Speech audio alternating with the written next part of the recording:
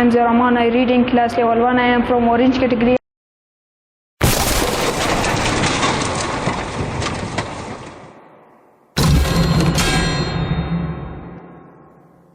I should be thankful to Quest Academy for providing this activity, Quiz Scientific World. I should debate in this activity to explain some biological structure. So today my structure is about human excretory system.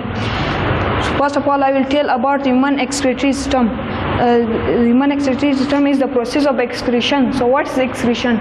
Excretion is the process of removal of waste material from body, such as carbon dioxide is removed from body through lungs. Some excretion, water and waste natural compounds is carried out by kidneys. Some water and salts are being released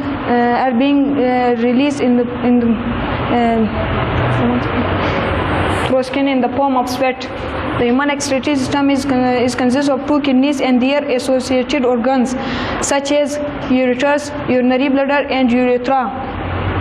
In human body, there are two kidneys that have been shaped. Each kidney is about 12 cm long, 6 cm wide, and 3 cm thick.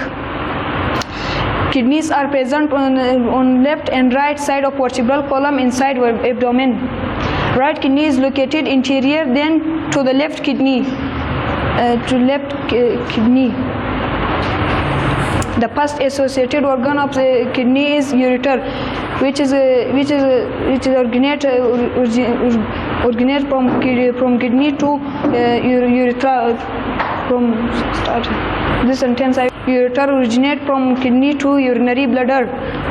The urine which is formed in kidney is pushed into the urinary bladder through this tube. The second tube is called urinary bladder, which is a sac-like structure which is used to continuously accumulate the urine which is formed in kidney. The last associated organ of kidney is urethra, which is used to expel urine from urinary bladder. Thank you.